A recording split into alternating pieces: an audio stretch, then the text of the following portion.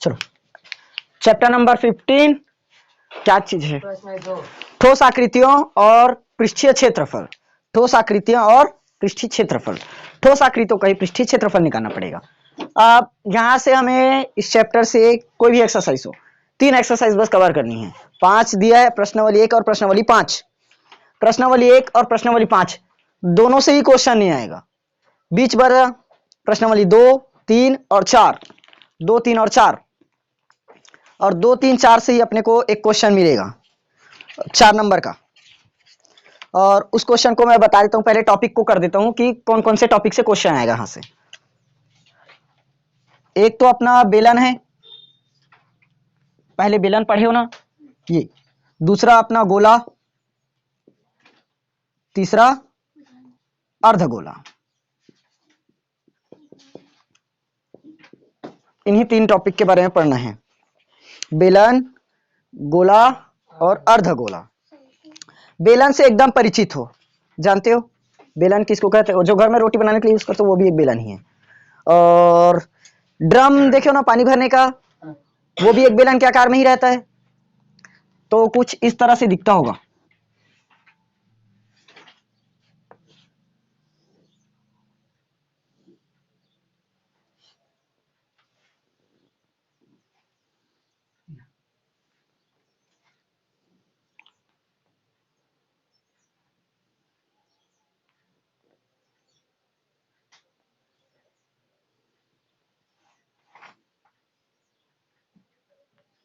ये बेलन।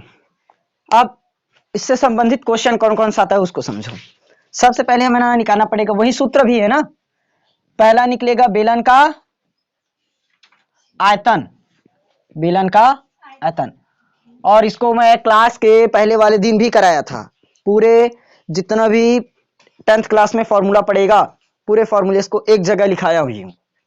ये पहला बेलन का आयतन, फिर बेलन का वक्र पृष्ठ, बेलन का वक्र पृष्ठ, और तीसरा बेलन का संपूर्ण पृष्ठ, बेलन का संपूर्ण पृष्ठ।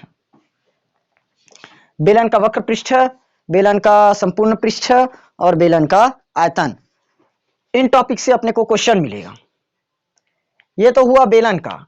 अब गोले पर आते हैं, फिर पूरे का फॉर्मूला एक जगह लिखाऊंगा।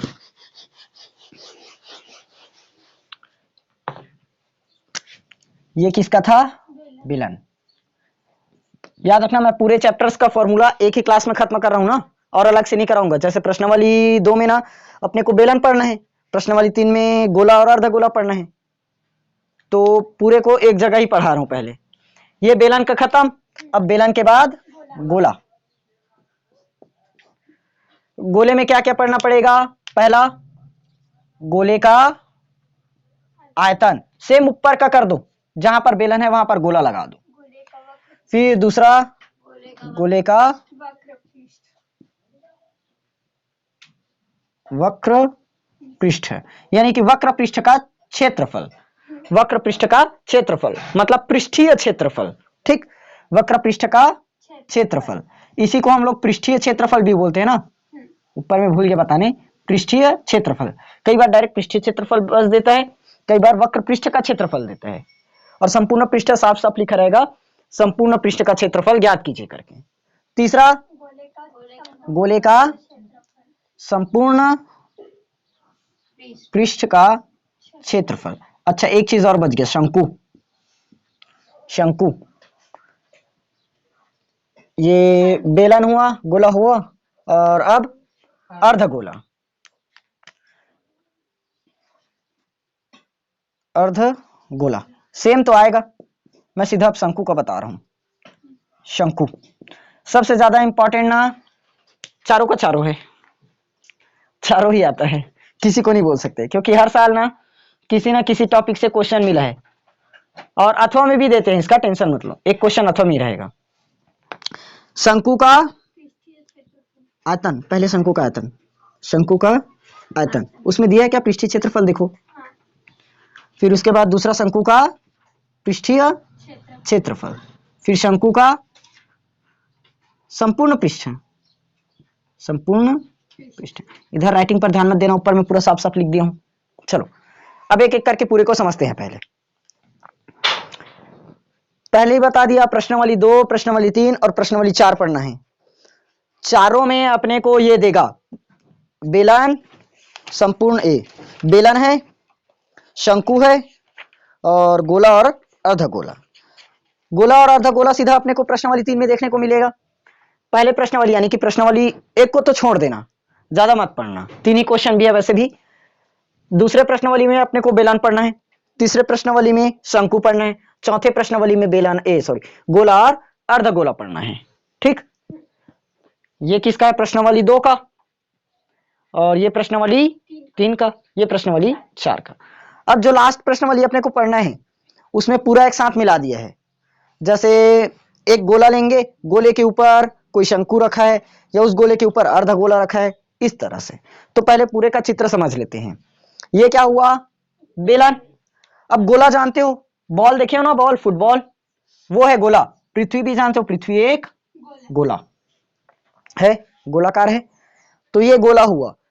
और वृत्त वाला चैप्टर जिस टाइम कराया था, चैप्टर 12, उस टाइम गोला और वृत्त दोनों में अंतर पूरा बता दिया था ना, तो दोबारा नहीं बता रहा हूं। ये गोला हुआ। अब इस गोले को हम लोग आधा कर देते हैं। क्या बन गया? अर्धगोला। आया ना? गोले का आधा कर दो, अर्धगोला। अब क्या बचा? शंकु। शंकु का ये जोकर वाली टोपी देखियो, और बर्थडे पार्टी वगैरह में भी यूज करते हैं ना, वही टोपी बना देना। कैसे रहता है? इस तरह से रहता है ना, एकदम ज्यादा चौड़ा बन जाता है मेरे से कभी कभी।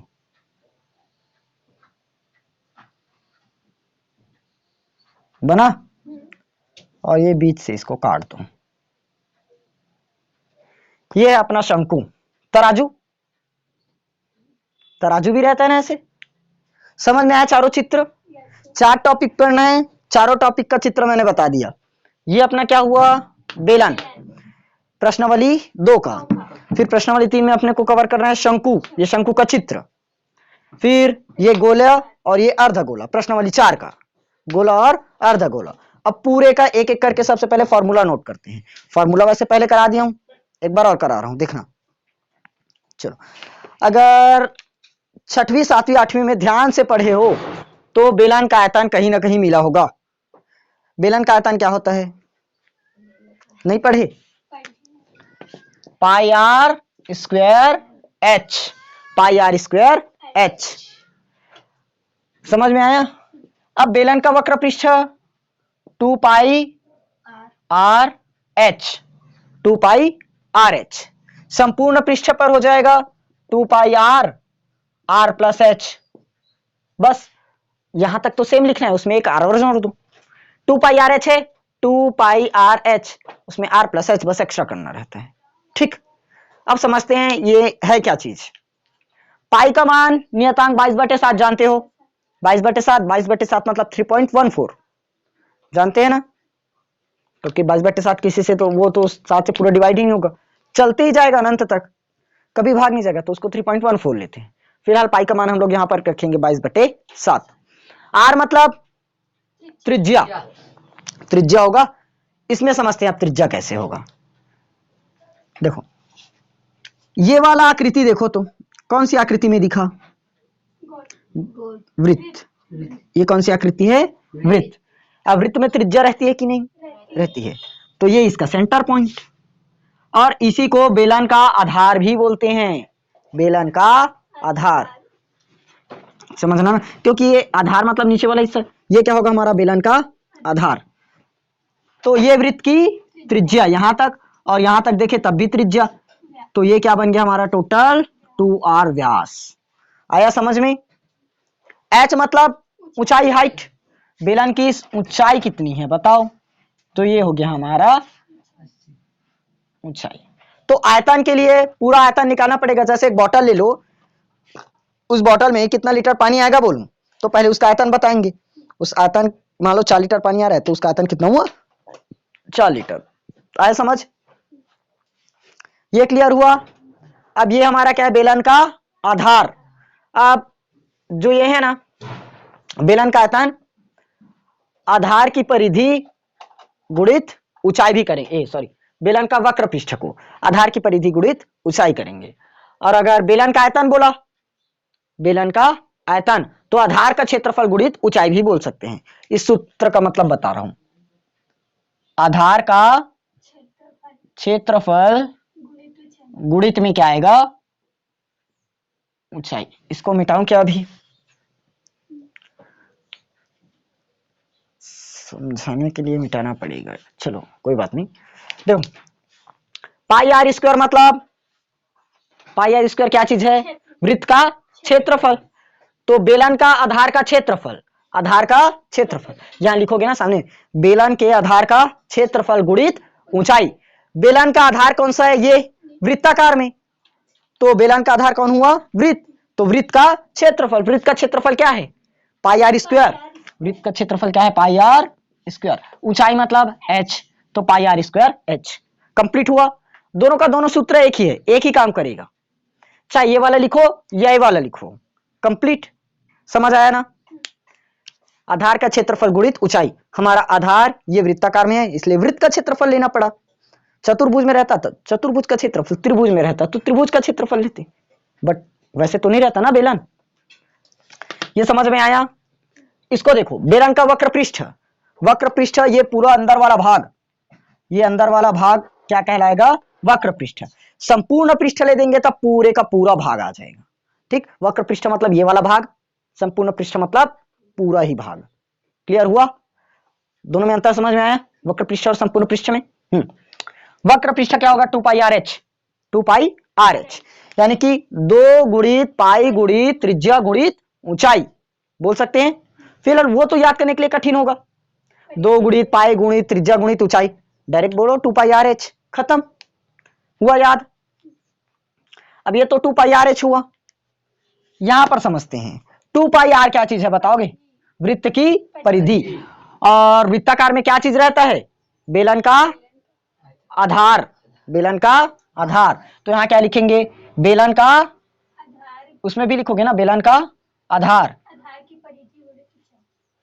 की परिधि गुणित में ऊंचाई, बेलन के आधार की परिधि गुणित ऊंचाई। आधार की परिधि ये अपना आधार हुआ, आधार की परिधि में क्या दिख रहा है, वृत्त, और वृत्त का परिधि, वृत्त की परिधि क्या होती है, 2 पाई आर, ऊंचाई h। देखो वही सूत्र मिला, 2 पाई आर एच। तो चाहे बेलन के आधार की परिधि गुणित ऊंचाई बोलो या तो वक्र पृष्ठ का ये सूत्र लगाओ, जो लगाओगे दोनों सही है, कोई गलत नहीं करेंगे। समझ आया। अब बेलन का संपूर्ण पृष्ठ देखो, 2 पाई आर, 2 पाई आर मतलब बेलन के आधार की परिधि, ये हुआ। और हमने सिर्फ निकाला था वक्र पृष्ठ, तो वक्र पृष्ठ के लिए सिर्फ यहां से यहां तक की ऊंचाई लिए हैं, पूरे का नहीं निकाले। तो संपूर्ण पृष्ठ के लिए क्या करेंगे, इस त्रिज्या में भी करना पड़ेगा, त्रिज्या में भी करना पड़ेगा। देखो वक्र पृष्ठ में साफ साफ बता दिया था सिर्फ अंदर का लेना है, तो यहां से यहां तक की सिर्फ हाइट लिए, ऊंचाई, ये भाग और ये भाग की ऊंचाई हुआ।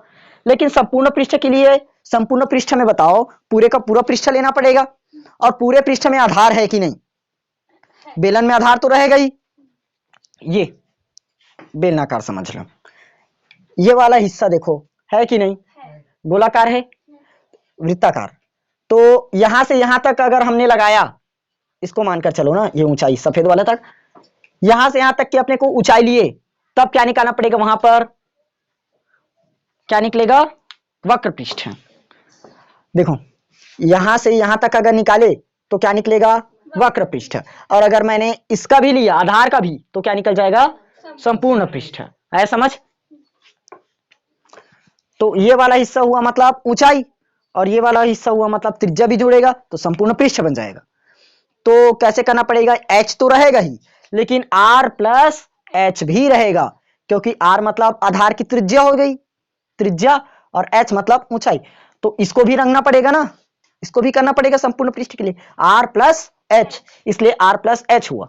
2 पाई r ये वृत्त की परिधि हुआ, और r प्लस h ये पूरा हिस्सा। आए आप समझ में। अब बेलन का पूरा कंप्लीट हुआ ना, जितना समझाना था समझ में आ गया।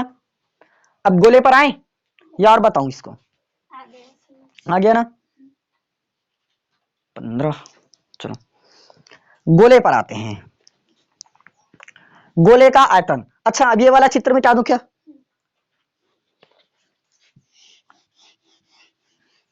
इसको वैसे और पिछले क्लास में पढ़कर आए हो, 8 क्लास में मुझे एकदम याद है था।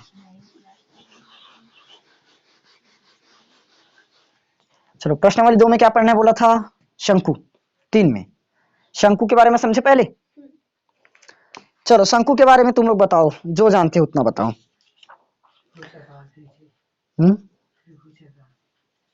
त्रिभुज का आकार का रहता है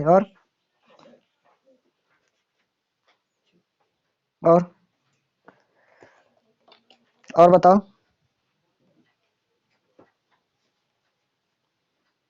कुछ तो होगा पता,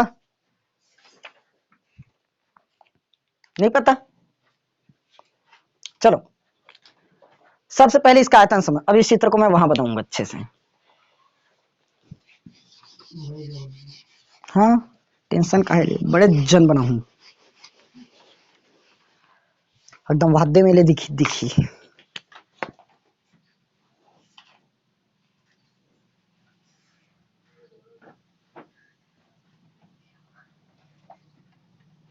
क्या हुआ?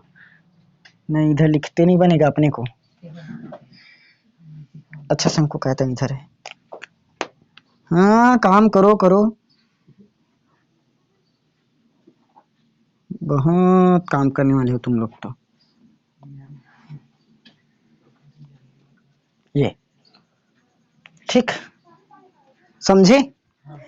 ये क्या चीज है? शंकु। क्या है? शंकु। सबसे पहले शंकु का आयतन। क्या लिख रहा? 1/3 pi r square h. 1/3 pi r square h. अगर हम लोग इसको अलग फॉर्मूला बनाना चाहे तो क्या लिखेंगे? 1/3 गुणित आधार का क्षेत्रफल, आधार का क्षेत्रफल गुणित ऊंचाई। पाई आर स्क्वायर मतलब आधार का क्षेत्रफल। अब समझो इसको पहले क्या क्या है। ये शंकु हुआ पूरा, ये चित्र हमारा क्या है? शंकु। ठीक। ये शंकु का आधार, ये शंकु का क्या होगा? आधार, नीचे वाला भाग। अब आधार कौन सी आकृति दिख रही है? वृत्ताकार। तो वृत्त में साफ है, त्रिज्या तो रहेगा। तो यहां से ये क्या हुआ हमारा? आर त्रिज्या। और ये क्या बनेगी? शंकु की ऊंचाई। और इसको क्या बोलेंगे? अब तो वो ऊंचाई हो गया, तो तिर्यक ऊंचाई। ये क्या होगी? तिर्यक ऊंचाई। ठीक। तिर्यक ऊंचाई अब बताऊंगा निकलेगा कैसे। ये समझ में आया ना क्या हुआ? तो पाई आर स्क्वायर एच 1/3 आधार का क्षेत्रफल गुणित ऊंचाई। 1/3 आधार कौन सी आकृति दिख रही है? वृत्ताकार।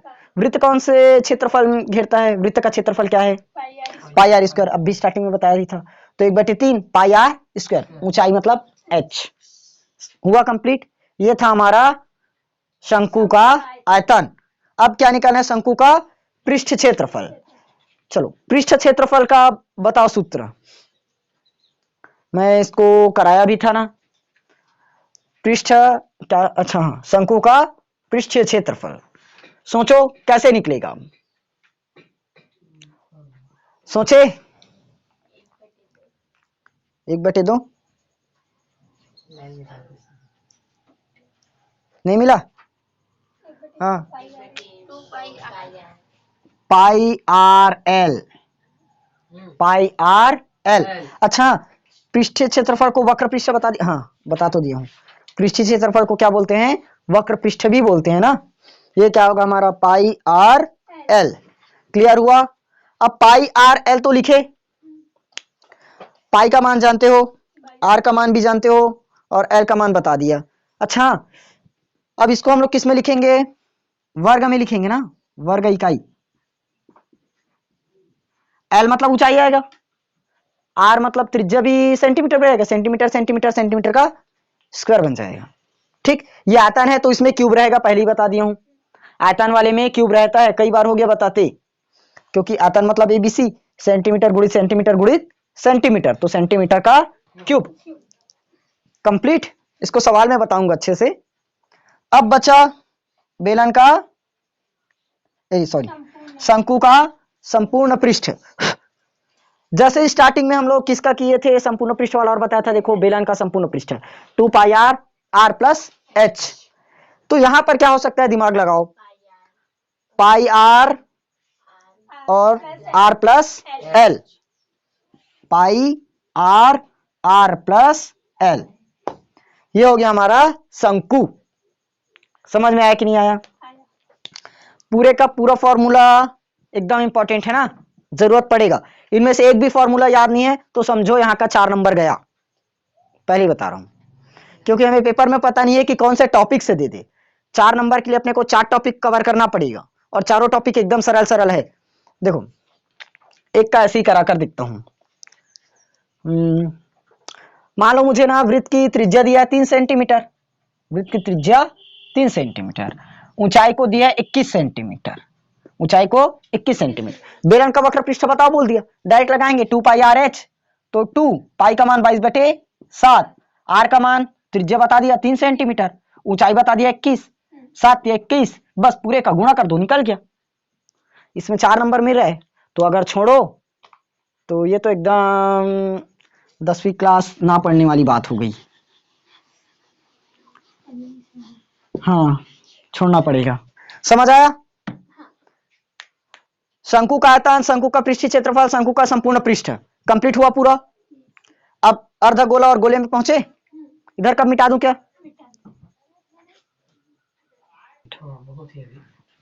देखो गोला और अर्धगोला दो ही टॉपिक बचा, दोनों का चित्र तो पहले ही बता दिया था, एक बार और बना रहा हूं। देखो ये गोला फुटबॉल, फुटबॉल जैसे ही रहता है, इसका आधा कर दो, ये क्या बन गया, अर्धगोला। आया? सबसे पहले हमें चाहिए गोले का आयतन। गोले का आयतन क्या होगा, 1/3 pi r cube, 1/3 pi r cube. समझ में आया? पाई आर स्क्वायर मतलब क्षेत्रफल वृत्त का, उसमें एक आर और जुड़ जाता है, मतलब गुणा हो जाता है, तो पाई आर का क्यूब। इसका वैसे अलग से और फॉर्मूला नहीं है ना। गोले का आयतन क्या होगा, डायरेक्ट 1/3 पाई आर की घात 3, इतना ही है ना। ठीक, अरे यार ये 1/3 नहीं है, 4/3 होगा, बताते भी नहीं हो। 4/3 पाई आर की घात 3 है ना, ये गोले का आयतन। अब गोले का पृष्ठीय क्षेत्रफल क्या होगा, 4 pi r square, 4 pi r square, ये क्या होगा, गोले का पृष्ठीय क्षेत्रफल। अब अर्धगोला चाहिए, हाँ वही है, पृष्ठीय क्षेत्रफल मतलब वक्र पृष्ठ, इसका संपूर्ण पृष्ठ नहीं पढ़ना है। अर्धगोला, गोले का आधा, मतलब गोले में जितना किए हैं पूरे का आधा कर दो, बस। चलो अर्धगोले का आयतन क्या बनेगा, 2/3, 4 का बस आधा करना है ना, पाई आर क्यूब, ये होगा। आयतन है इसलिए इसमें भी घन सेंटीमीटर आएगा ना, यानी कि घन इकाई। अब अर्धगोले का पृष्ठीय क्षेत्रफल, देखो गोले का पृष्ठीय क्षेत्रफल क्या था, 4 पाई आर स्क्वायर था, तो अर्धगोले के लिए 2 पाई आर स्क्वायर, बस आधा कर दो। अब अर्धगोले का संपूर्ण पृष्ठीय क्षेत्रफल, अर्धगोला थोड़ा सा बस चेंज होगा ना, संपूर्ण पृष्ठीय क्षेत्रफल ये अपना बनता है 3 पाई आर स्क्वायर। ठीक, ये बस इतना ही फॉर्मूला है। समझ आया? ये 3 ही है, ये भी 3 है, ये क्यूब है, क्यूब है ना। चलो गोले का आयतन 4/3 पाई आर की घात 3, ये हुआ। गोले का पृष्ठीय क्षेत्रफल 4 पाई आर स्क्वायर, अर्धगोले का पृष्ठीय क्षेत्रफल 2 पाई आर स्क्वायर, अर्धगोले का संपूर्ण पृष्ठीय क्षेत्रफल 3 पाई आर स्क्वायर, और अर्धगोले का आयतन 2/3 पाई आर की घात 3। ठीक, मेन ज्यादा कंफ्यूजन होगा तो यही दोनों फॉर्मूला करता है, याद हो जाएगा ना, कल पूरा का पूरा फॉर्मूला पढ़ लेना। समझ आया? क्लियर? चलो प्रश्नावली पर पहुंचे।